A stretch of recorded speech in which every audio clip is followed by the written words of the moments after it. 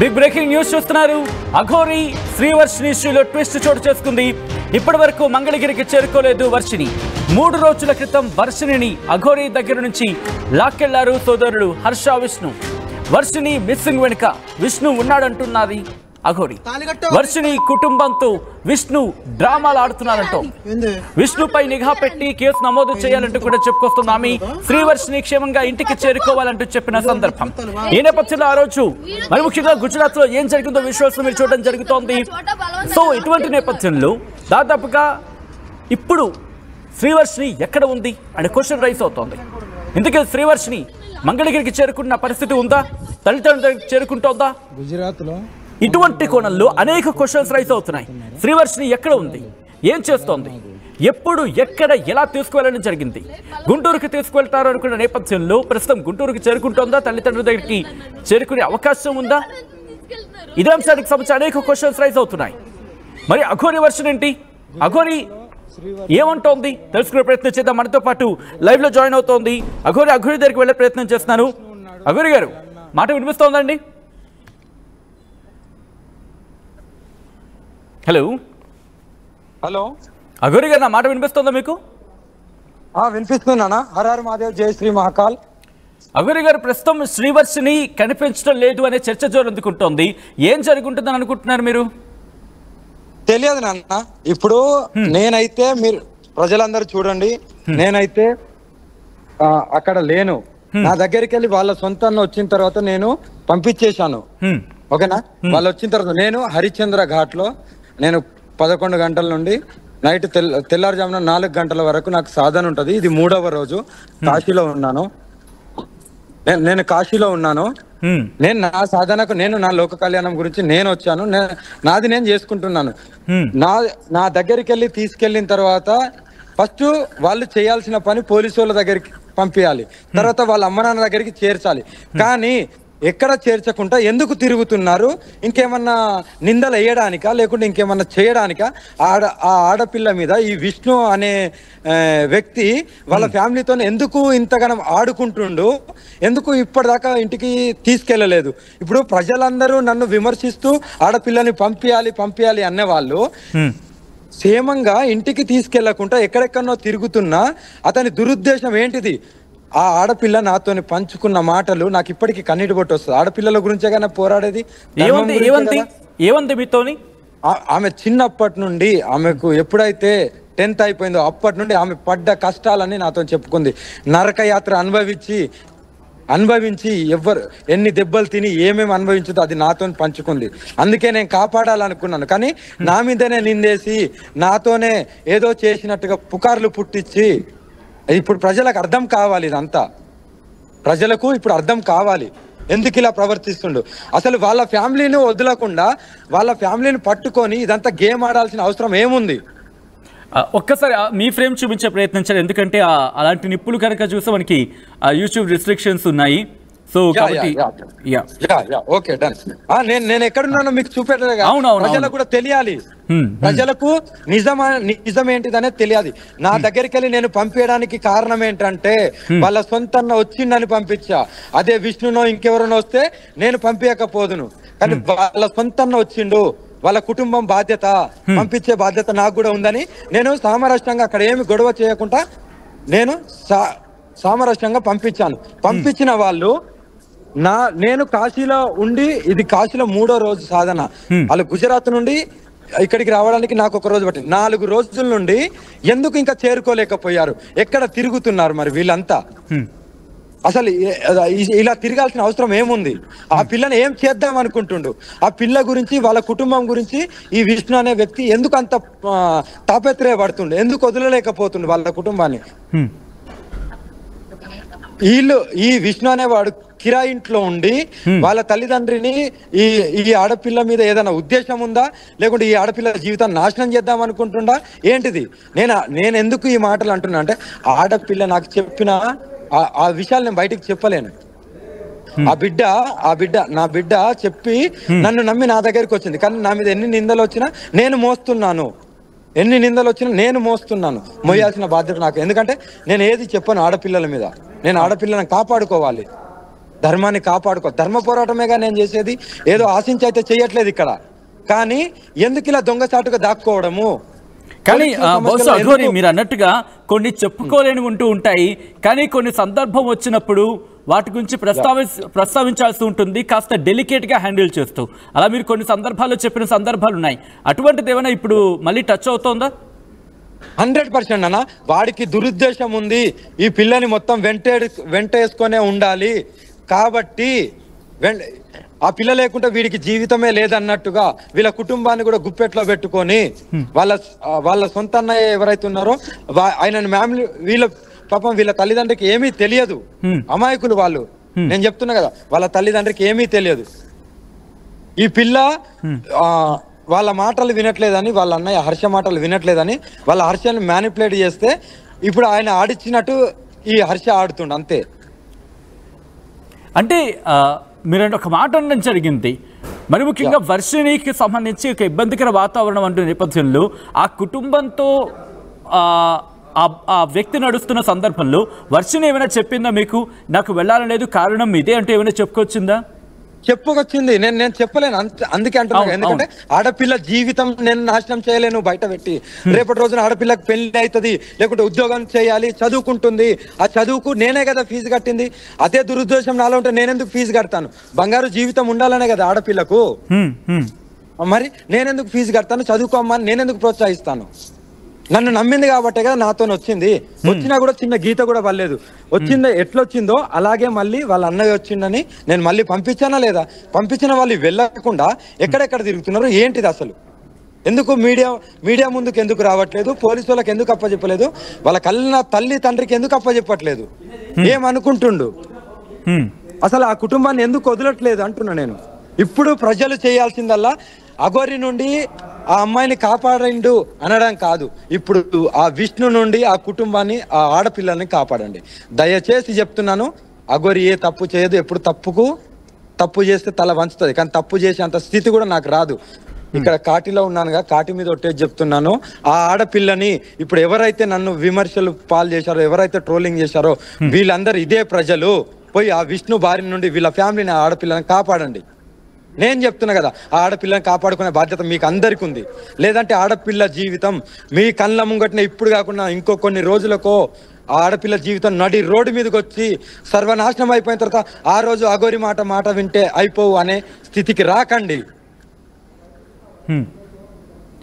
అఘోరి మీరు చాలా ఎమోషనల్ గా మాట్లాడుతున్నారు. ఎమోషనల్ కాదు, నేను ఎమోషనల్ కాదు. ఆడపిల్ల జీవితం, ఇక్కడ ఆడపిల్ల జీవితం. నేను పోరాడేది ఆడపిల్లల గురించి, ధర్మం గురించి. నేను ఒక మాట చెప్తాను. నన్ను ఎవరైతే విమర్శించారో ప్రజలు కానీ, కొంతమంది హిందువులే కానీ, నేను హిందువులని ఎందుకు అంటున్నా అంటే వీళ్ళు కూడా కొన్ని ట్రోలింగ్ చేశారు కాబట్టి నేను చెప్తున్నాను. కొంతమంది తమిళలు బ్యాడ్గా పెట్టాను. ఒక రాజకీయ నాయకుడు పదవి కోసం ఆశిస్తాడు, ఒక రాజకీయ నాయకుడు పదవి కోసం ఆశిస్తాడు, ఒక వ్యాపారవేత్త డబ్బు గురించి ఆశిస్తాడు. మరి ఇవన్నీ ఏమీ లేకుండా, ఒంటి మీద నువ్వులు పేగు లేకుండా నేను ఏం ఆశించి మరి ఇదంతా చేస్తున్నాను? ధర్మ పోరాటమే కదా, ధర్మ పోరాటం. నువ్వులు పోగు లేకుండా ఒంటి మీద నాకు సర్వస్వం ఏది అద్దనుకొని నేను శివయ్య రూపంలో వచ్చి ఇప్పుడు అమ్మవారి రూపం దాల్చుకొని సర్వస్వం నా అంగాన్ని సైతం త్యాగం చేసుకొని ఇంత ధర్మం గురించి పోరాడుతుంటే నా పోరాటం ఎందుకు కనబడతలేదు మీకు? నేను ఇప్పుడు ప్రశ్నిస్తున్నాను. నేను ఏం ఆశించి ఏం సంపాదించుకుందామని నేను వచ్చి ఈ పోరాటం దిగిన్నని మీరు అనుకుంటారు. నేను మీకు సూటిగా ప్రశ్నిస్తున్నాను, మీరు దీనికి జవాబు చెప్పండి. ఏం ఆశిస్తున్నాను? ఏం కూడబెట్టుకున్నాను? చితాభస్మం తప్ప ఏం కూడబెట్టుకున్నాను? అదే నాకు ఆస్తి. శివయ్యే నాకు ఆస్తి, కాళీమాతే నాకు ఆస్తి. ఓకేనా? నా సాధన, నా గురువే నాకు ఆస్తి. నేను ఇక్కడ ఏం ఆశించి నేను వచ్చానని నేను ఇప్పుడు ఎవరైతే ఇన్ని రోజులు నన్ను విమర్శించారో వీళ్ళకి నేను సూటిగా ప్రశ్నిస్తున్నాను. ఏం ఆశించి వచ్చాను అనుకుంటున్నారు? నేను ఒక అమ్మవారి రూపం నుండి ఒక అమ్మాయితోని నేనేం చేయలేను. నాకు సర్వస్వం అదే కోల్పోయిన తర్వాత నన్ను ఎంత నీచమైన మాటలు అన్నారు. ఆ అమ్మాయిని ఇలా బలాత్కరిస్తుండు, ఇలా చేస్తున్నాను, ఎలా అలాగే అడుగుతారు? బాడీలో ఒక మగవాడికి ఉన్నది అదే సర్వస్వం త్యాగం చేసిన తర్వాత ఆడపిల్లతో ఏం చేయగలుగుతాను? ఏం చేయలేను కదా. సర్వస్వం కామమే వద్దనుకున్నప్పుడు, అదే అంగమే వద్దనుకున్నప్పుడు, అమ్మవారి రూపం దాల్చుకున్నప్పుడు ఏం చేయగలుగుతాను? ఆమెను ప్రొటెక్షన్ చేసిన ఆ దుర్మార్గుడి నుండి వాళ్ళ ఫ్యామిలీని కాపాడదాం అనుకున్నా. ఆ ఆడబిడ్డకు అర్థమై నన్ను నమ్మి నా దగ్గరికి వచ్చింది. నేనన్నా మారాలి, నేను సాధన నేర్చుకుంటాను, నేను 10 మందికి సహాయపడతాను, నేను మీలాగానే అవుతాను. అఘోరి అంటే మీరు ఒక మాట అనడం జరిగింది, ఇప్పుడు సమాజం మీద ఉంది అమ్మాయిని కాపాడుకోవాల్సిన బాధ్యత అంటూ.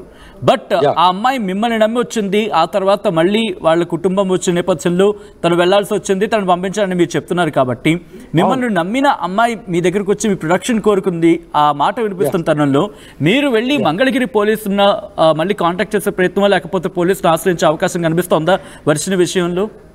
నానా నేనేం చెప్తున్నాను, ఆ తల్లికి ఆ బిడ్డకు 100% ఆ విష్ణు నుండి ఆపద ఉంది. కొన్ని రోజులకు ఆ కుటుంబం మొత్తము చితలా అయిపోతుంది. అలాంటి సిచ్యువేషన్లు ఉన్నారు, వాళ్ళు చెప్పుకోలేకపోతున్నారు. వీడు ఆడిచ్చినట్టు వాళ్ళు ఆడుతున్నారు. ఎందుకంటే వాళ్ళకు ఉండడానికి ఇల్లు లేదు, తినడానికి బయటికి వస్తే తిండి లేదు. వాళ్ళు ఇంట్లో ఉన్నారనే వాళ్ళు మ్యానిపులేట్ ఏది చేస్తే అది చేస్తున్నారు. ఇప్పటికైనా ఎవరన్నా సాయం చేసేవాళ్ళు ఉంటే వాళ్ళకి ఏదో ఇల్లు ఇప్పియడమో ఏదో ఇప్పడం, వాళ్ళ కిరాయి ఇంట్లోనో ఎక్కడో ఇల్లు ఇప్పించి వాళ్ళ కుటుంబాన్ని కాపాడండి. వాడి బారి నుండి, ఆ దుర్మార్గుడు బారి నుండి కాపాడండి. ఆ మంగళగిరిలో వాడి గురించి ఎవరు అడిగినా చెప్తారు. మీడియా పోకుండా వేరేటోళ్ళు వెళ్ళి అడగండి, ఆ దుర్మార్గుడి గురించి చెప్తారు. మీరు అంటున్నారు అంటే కాలేజ్ అనే పేరుతోని ఆ పిల్లని ఎక్కడికెక్కడికో తిప్పుతాడు. ఎందుకు తిప్పాల్సిన అవసరం ఏముంది? చదువుకునే పిల్ల ఏం ఆశించి తిరుగుతుండు, ఆడపిల్ల మీద ఏం ఆశించి తిరుగుతుండు? ఎందుకు అంత ఆ బిడ్డకు ఆ బిడ్డ వెనకాల అంత పడాల్సిన అవసరం ఏముంది? ఒక కుటుంబం కాదు, ఒక సొంత అన్న కాదు, ఒక బంధువు కాదు, కానీ ఆ ఆడపిల్ల గురించే అంత తాపత్ర పడాల్సిన అవసరం ఏముంది? ఏం దురుద్దేశం లేకపోతే ఎందుకు వదిలేయచ్చు కదా? ఇప్పుడు ఇంత దూరం నుండి నా నుండి రక్షించిన అన్నోడు అక్కడ పోయి అప్పగించి వాళ్ళు అప్పచెప్పి మీ బాధలు మీరు పడండి, లేకుంటే మీ బతుకులు మీరు బతకండి అనొచ్చు కదా. ఇప్పుడు ఇదంతా ఏంది? ఈ గేమ్ అంతా ఏంది? ఎందుకు ఈ గేమ్లు ఆడించడం? ఎందుకు ఆడపిల్ల జీవితాన్ని నాశనం చేయడం అని నేను అంటున్నాను. మీరు ఇంతక్కడ ఒక మాట అనడం జరిగింది, మంగళగిరిలో వెళ్ళి ఎవరిని అడిగినా ఆ వ్యక్తికి సంబంధించి చెప్తారని చెప్పి. మరి అంతలా తెలుస్తున్నప్పుడు ఆ కుటుంబానికి తెలియదా, లేకపోతే తెలియకుండా ఎవరైనా చేస్తున్నారా, లేకపోతే వెనకాలండి ఎవరైనా నడిపించడం జరుగుతుందా? వెనకాలండి నడిపించేది ఈ విష్ణునే. ఎందుకంటే వాళ్లకు ఆర్థికంగా లేదు, ఉండడానికి ఇల్లు లేదు. వాళ్ళు అదే ఆలోచిస్తున్నారు. ఏంటి? వాళ్ళు ఉండడానికి ఇల్లు లేదు, బయటికి పోతే బతకలేరు. ఎందుకంటే వాళ్ళ నాన్నకు ఆరోగ్య సమస్య ఉంది, వాళ్ళ అమ్మన కష్టపడలేదు. ఉన్న ఒక అన్నయ్య ఇగో ఇలా ఎవరైనా మ్యానిపులేట్ చేస్తే వాళ్ళతో తిరుగుతాడు. ఏంది? రెంట్ కట్టకుండా ఉన్నారు కాబట్టి అలా ఆలోచిస్తున్నారు అంతే. అందుకే ఈ పిల్ల బయటకు వచ్చి నేనన్నా సాధన నేర్చుకొని ఏదో ఒకటి నా తరపున నేను ఇలాగనైనా నా జీవితం అన్నా బాగుపడుతుంది, నేను చదువుకుంటూనే బాగుపడతాను అమ్మ అంటే, అమ్మ నువ్వు చదువుకుంటూ బాగుపడతాను, నీ చదువు నేను ఎక్కడ ఆపను, ఎంత అమ్మ ఫీజులు కట్టినావా అని నేనే అడిగాను. కట్టలేదమ్మా అంటే నేను పోయి స్వయంగా నేను కట్టించాను ఫీజు. ఫస్ట్ పోయి ఫీజు కట్టు, నీ ఎగ్జామ్స్ రాయి, నువ్వు సాధన చెయ్యి, ఎగ్జామ్స్ రాయి అని చెప్పాను. మీరు ఒక మాట అనడం జరిగింది, అంటే తనకి ఎగ్జామ్ ఫీజు మీరు కట్టారు అంటే అంత ఉదార స్వభావం కలిగిన మీరు అనే మాట మాట్లాడుకున్న నేపథ్యంలో తను వచ్చేస్తోంది, చదువులు వదిలేసి వచ్చేస్తుంది అనుకున్నప్పుడు తనకి ఏం చెప్పారా, లేకపోతే మీ మాట వినలేదా, లేకపోతే మాట వినాల్సిన పరిస్థితి అక్కడ అంత లేకపోయిందా? ఎక్కడ? గుజరాత్లో ఆ అమ్మాయి స్టడీస్ నేను ఒకటే నాన్న, నేను ఎప్పుడైతే నా మీద కొందరు మంది ట్రోలింగ్ చేసి ఆడపిల్లని కాపాడాలి అని కొంతమంది ప్రజలు కూడా అనడం జరిగింది, హిందూ సంఘాలు కూడా అనడం జరిగింది అన్నారు కదా. అది మేము ఎవ్రీడే వాచ్ చేస్తున్నాం కదా. నేను అక్కడ ఏమనుకున్నా అంటే, సరే వాళ్ళ సొంతాన్ని వచ్చింది కదా, పంపిస్తాను, వెళ్ళి అక్కడన్నా ఆనందంగా ఉండాలి, ఎక్కడున్నా సరే ఆమె బతుకు ఆనందంగా ఉండాలి, ఆమె జీవితాన్ని అందమైన జీవితంగా ఎంచుకోవాలని వాళ్ళ సొంత వచ్చింది కాబట్టి నేను పంపించాను. ఓకేనా? నేను అక్కడ పోరాడచ్చు, నేను దాడి చేయొచ్చు. ఎందుకు దాడి చేయలేదంటే, దాడి చేయడం గొప్ప కాదు, అంత శక్తి ఉంది, నేను ఏమైనా చేయగలిగే అంత ఉంది. ఒకప్పుడు చూసిన అఘోరి ఇప్పుడు శాంతంగా ఉందంటే దానికి ఒక పెద్ద ప్రణాళిక ఉంది నాకు. ఇప్పుడు నేను వచ్చే ఫోర్స్ తో ఎవరు పోతారు కూడా. ఎందుకంటే నేను ఉజ్జయిన్లో అన్ని పూజలు చేసుకున్నాను, ఇప్పుడు కాశీలో ఇది 3వ రోజు. నేను ఎవరిని ఊరుకునే ప్రసక్తే లేదు. ధర్మం గురించి, ఆడపిల్లల గురించి, గో సంరక్షణ గురించి చాలా ఘోరంగా వస్తున్నాను. నా నుండి ఎవరూ కాపాడలేకపోతారు. అంత పోరాటం చేయబోతున్నాను, చూపిస్తాను.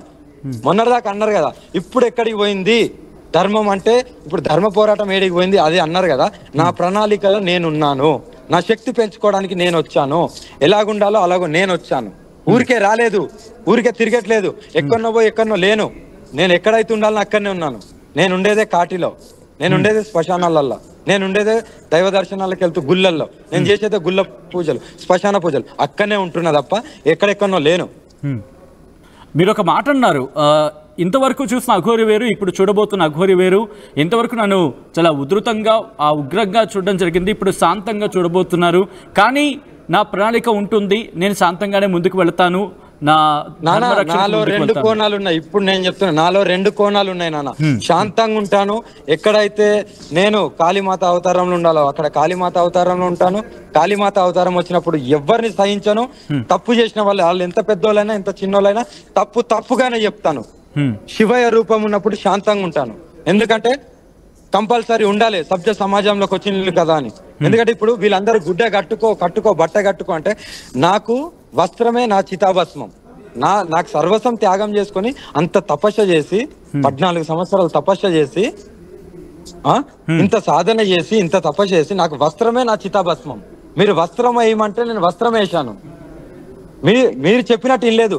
వస్త్రం ప్రజాస్వామ్యంలోకి వచ్చినాం కాబట్టి వస్త్రంతో ఉండాలంటే నాకు వస్త్రం లేకపోతే నా వస్త్రమే చితాభస్మం అయినప్పుడు ఇంకోటి ఏం కావాలి? నా శివయ్య ఇక్కడ ఉంటాడు. ఒక డెడ్ బాడీ వచ్చిన తర్వాత శివయ్యలో ఒక ఆనందం, ఒక వెలుగు వస్తుంది, ఒక ఆనందం, ఒక వెలిగిపోతాడు శివయ్య. అదే ఒక బాడీ కూడా రానప్పుడు శ్మశానంలో అక్కడున్న చితాభస్మాన్ని తండ్రి శివయ్య ధరించి తాండవం ఆడతాడు. అది నా తండ్రి ఆనందం. గుడిలో కాదు, ఇక్కడికి రండి, ఈ శ్మశానంకి రండి. మీకు శివయ్య అంటే ఎలా ఉంటుందో మీకు తెలుస్తుంది. 10 నిమిషాలలో మీకు జీవితం అంటే ఏందో తెలుస్తుంది. ఇక్కడ మేము సాధన చేసే వాళ్ళని మీరు చులకనగా చూస్తారా? మా త్యాగం ఏంటి, మా తపస్సు ఏంటిది? మీ ఇష్టానుసారంగా తమ్నెళ్ళు పెడుతూ మీ ఇష్టానుసారంగా మాటలు అంటున్నా కూడా పడుతున్నా కూడా మళ్ళీ మీరు అంటున్నారు కదా. మీరు అనుకున్నంత మాత్రాన్ని ఇక్కడ ఏమి కాదు, ఏమి పోదు. శ్రీవర్షిని విషయంలో అఘోరి ఇప్పుడు శివయ్య రూపంలో రాబోతుందా లేకపోతే కాళీ అవతారంలో రాబోతుందా? 2 కోణాలలో రాబోతున్నా. అందుకే నేను ఉజ్జయిన్లో శ్మశాన సాధనలు, కాశీలో 3 రోజుల నుండి చూస్తున్నారు. కాశీలో 3 రోజుల నుండి శ్మశాన సాధనలు, నేను శివ సాధన, తాంత్రిక విద్యలు అన్ని, ఇంకా ఎవ్రీథింగ్. ఇప్పుడు ఎవరు నా నుండి కాపాడుకోలేకపోతారు. పోతే నేనన్నా పోవాలి, కానీ ధర్మం నిలబడాలి. నేను ఇప్పుడు హిందూ సంఘాలకు నేను ఇదే చెప్తున్నాను, జెండాలు పట్టుకొని ర్యాలీలు చేయడం కాదు. జరిగే అన్యాయాలు, తెలంగాణ ఆంధ్రలో ఎన్నో అన్యాయాలు జరుగుతున్నాయి, వాటికి అక్కడ ముందు నిలబడండి. జై శ్రీరామ్, హర హర మహాదేవ్, జై భవాని అనడం కాదు. అక్కడ నువ్వు నిలబడ్డప్పుడే నీ ధర్మం నిలబడుతుంది. లేదంటే మరో బంగ్లాదేశ్ లో జరిగినట్టు మరో ఇక్కడ మన ఇండియాలో జరగబోతుంది. కంపల్సరీ ఇండియాని కాపాడుకోవాల్సిన బాధ్యత మనకుంది. ఇది నేను చెప్తున్నానంటే నిజంగా జరిగి తీరుతుంది. ఇండియా బంగ్లాదేశ్ లో ఏదైతే జరిగిందో త్వరలో ఇక్కడ కూడా జరగబోతుంది 100%. రైట్. అంటే రైట్, ఒక్కసారి నేను మళ్ళీ శ్రీవర్షిని దగ్గరికి వెళ్ళే ప్రయత్నం చేస్తాను. ఎందుకంటే కనుక ఒక ప్రశ్న అఘోరి రైజ్ అవుతుంది. ఏంటంటే ఇప్పుడు శ్రీవర్షిని విషయంలో ఆలస్యం జరిగితే అఘోరి రంగంలోకి దిగబోతోందా లేకపోతే పోలీసులకు ఇన్ఫర్మేషన్ ఇచ్చే ప్రయత్నం చేయబోతుందా? నా బిడ్డ నన్ను నమ్మింది కాబట్టి 100% నా బిడ్డను నేను కాపాడుకుంటాను. అది చట్టపరంగా నేను ఫస్ట్ చెప్తాను పోలీసులకు. రేపు పొద్దున్నే కాల్ చేసి మీ దగ్గరికి అక్కడికి ఉంది మంగళగిరికి చేరుకున్న పిల్ల ఇప్పటిదాకా ఎందుకు రాలేదు, ఎందుకు మీరు నిఘా పెట్టలేకపోతున్నారు? నిఘా పెట్టి మీ దగ్గరికి తెచ్చి మీరు మీ సమక్షంలో వాళ్ళ తల్లిదండ్రులకు తీర్చండి. ఆ దుర్మార్గుడి నుండి వాళ్ళ తల్లిదండ్రులను ఎక్కడైనా సురక్షితమైన ప్లేస్ కు పంపేయండి, వాళ్ళ పుట్టిన ఊరికన్నా పంపేయండి. కానీ ఆ దుర్మార్గుడి నుండి వేరు చేయండి అని రేపు పొద్దున్నే నేను చెప్పబోతున్నాను పోలీసు వాళ్ళకు. అంటే తల్లిదండ్రుల దగ్గరికి వర్షిని చేరితే ఓకేనా? 100%. ఆమె ఎక్కడున్నా కూడా ఆనందంగా సుఖంగా ఆరోగ్యంగా ఉంటే చాలు. అందులో ఫస్ట్ నేనే ఆనందపడతాను. ఎందుకంటే ఆమె కష్టాలు చెప్పుకుంది, కొన్ని అది నేను వినలేక ఆడపిల్లలు ఇలా కూడా బాధపడతారా, ఇన్ని కష్టాలు ఉంటాయా, అంత కష్టం బాధపడ్డది. గత 8 years నుండి ఎన్ని అవమానాలు, ఎంత ఏం చేసింది, ఎంత సాక్రిఫైస్ చేసింది అనేది నాకు తెలుసు. ఆమె మాటలలో నాకు తెలుసు. అందుకే కాపాడుకుందాము అని నా వెంట వస్తా అంటే రమ్మన్నా. నా వెంట ఎవరు రావడానికి సాహసం కూడా చేయను. నేను కూడా ఎవరిని కూడా తీసుకెళ్ళను. ఎంతో మంది వస్తా అన్నా కూడా నేను ఎవరికన్నా దీక్ష ఇయ్యాలంటే వాళ్ళకు గురుమంత్రం ఇచ్చి ఇంట్లోనే చేసుకోండి, ఇంట్లోనే ఉండండి అని చెప్తాను తప్ప, మీ కుటుంబంతోనే ఉండండి అని చెప్తాను తప్ప. ఇప్పుడు నేను ఇచ్చిన వాళ్ళందరూ ఇళ్లలో ఉన్నారు, వాళ్ళ ఫ్యామిలీతో ఉన్నారు. కానీ ఫస్ట్ టైం ఒక అమ్మాయి, ఒక ఆడపిల్ల, ఆమె నా దగ్గరికి వచ్చి నాతో ట్రావెల్ చేసింది కాబట్టి నేను ఆమెను కాపాడుకోవాలని చూశాను. ఏదో దురుద్దేశంతో కాదు. కానీ ప్రజలు, హిందువులు కూడా అలా ఆలోచించారంటే అర్థం చేసుకోవాల్సింది ఇక్కడ హిందువులే. ధర్మం ఎటుపోతుంది, ఆడపిల్లలు ఏమైపోతున్నారు, ఒక గుడికాడికి పోయినప్పుడు ఒక మహిళ మీద 7 అత్యాచారం చేసింది, ఇవన్నీ మాట్లాడతలేరు. మరి ఆడపిల్ల నాతోనే వచ్చినందుకు మీ ఇష్టమైన తమిళ వేసి మీ ఇష్టమైన మాటలు మాట్లాడితే నేను భరిస్తున్నా అనుకున్నారేమో, కానీ భరించడం కాదు. నేను ఒక సాధన గురించి ఆడపిల్లతో వచ్చినప్పుడే నేను శివయ్యకి నేను మాటిచ్చా, 12 జ్యోతిర్లింగాలు దర్శనం చేసుకొని నా సాధనలు చేసుకొని నేను అప్పుడు రిటర్న్ వెళ్తానని. అదే ప్రయాణంలో నేను ఉన్నాను. అది చేసుకున్న తర్వాత నేను రిటర్న్ అవుతాను. ఇంకో 10 days పడుతుంది రావడానికి. కానీ ఇక్కడ ఒక అన్యమతస్థులు, ఇది ఇప్పటికైనా హిందువులు మేలుకోవాలి. ఒక అన్యమతస్థులు శ్రీరాముణ్ణి తిట్టినా, సీతమ్మని తిట్టినా, శివయ్యని తిట్టినా, ఆంజనేయ స్వామిని తిట్టినా సరే అక్కడ స్పందించకుండా అఘోరి అమ్మ ఇది చేసింది అది చేసిందని ఎలా అంటున్నారు? ఎందుకు స్పందిస్తలే, ఎందుకు పోరాడతలేరు రోడ్ల మీదకి వచ్చి? వాళ్ళకు ఏమన్నా అయితే వాళ్ళ 1000 మంది వస్తున్నారుగా, మీరు అంతా ఒకటిగా ఎందుకు పోరాడలేకపోతున్నారు? మీరు నా వెనుక రావద్దు, కానీ మీ కళ్ళ ముంగడ జరిగే మన హిందువుల మీద దాడులు జరిగినప్పుడు మీరు ఏం చేస్తున్నారని నేను అడుగుతున్నా. హిందూ సంఘాలు అందుకే ఉన్నాయా? పేర్లకే హిందూ సంఘాల, జెండాలు పట్టుకొని తిరగడానికే హిందూ సంఘాల. ఒక ఆడపిల్లని కాపాడుకోలేకపోతున్నారు, ఎందుకు ఇంకా హిందూ సంఘాలని పేరు చెప్పుకోవడం? అదే చెప్తుందా మీకు ధర్మము? నేను సభ్య సమాజంలో నేను లేను, నాకు లోకం గురించి తెలియదు, నేర్చుకుంటున్నా. అయినా సరే పోరాడుతున్నా కదా, ఒంటరిగా పోరాడుతున్నా కదా దేశం అంతటా. ఒక ఆంధ్ర తెలంగాణనే కాదు, కాశ్మీర్ నుండి కన్యాకుమారి వరకు ఏ రాష్ట్రంలో అఘోరి అమ్మ ఎక్కడంటే చెప్తారు, ఇక్కడికి వచ్చి ఇక్కడ ఉంటది, ఇలా చేస్తుంది అని. నాది మొత్తం దేశం అంతా పోరాటమే ఉంటది, ఒక జాగాలో ఆగేదాన్ని కాదు. ఇంత పోరాటం చేసేదాన్ని ఒక ఇంత ఘోరంగా నీచమైన మాటలు అంటూ, ఇంత తమ్నెయిల్స్ పెడుతూ, ఇంత దిగజారే పరిస్థితికి ఎందుకు వచ్చారు? అన్య మతస్థులు పెడుతున్నారంటే ఓకే, హిందువులు కూడా ఎందుకు అంటున్నారు అనేది నా ప్రశ్న. ఏదైనా ఆశించి వచ్చానా? ఏదైనా అమ్మాయిలను లొంగ తీసుకోవడానికి వచ్చాను? మీరు అన్నారు కదా అమ్మాయిలను లొంగ తీసుకుంటుందని, చూపిస్తారు. అరే సర్వస్వం కోల్పోయి అంగమే కోల్పోయిన దానికి అమ్మాయిలను ఎలా లొంగ తీసుకుంటా? ఏం వాడుకుంటది? నేను మరి రాజకీయ నాయకుడినా, లేకుంటే ఏదైనా పదవి గురించి ఆశించడానికి, లేకుంటే నేనేమన్నా వ్యాపారవేత్తనా, ఏదైనా వ్యాపారాలు చేయడానికి డబ్బు గురించి వచ్చానా? కాదు కదా. నా ఆస్తి మొత్తం నా శివయ్య, నా కాళీమాత, నా చితభస్మమే నా వస్త్రం. మరి ఇలాంటి దాన్ని మీరు ఎలా చూడాలి? మీరు నాకు ఆదరణ ఇయ్యకపోయినా పర్లేదు, మీరు ఎందుకు విమర్శిస్తున్నారు? మీకు నిజాలు తెలుసుకోండి. ఒకడు అంటాడు ఆస్తులు ఉన్నాయి అంటాడు, ఇంకొకరు అంటారు ఆమెకు ఇన్ని బంగ్లాలు ఉన్నాయి, ఇంత డబ్బు ఉంది. ఎక్కడుంది? మీరు నిరూపించండి. అంత దమ్ము లేదా? నోటి మాటలు అనడం కాదు, నిరూపించే అంత దమ్ము కూడా ఉండాలి.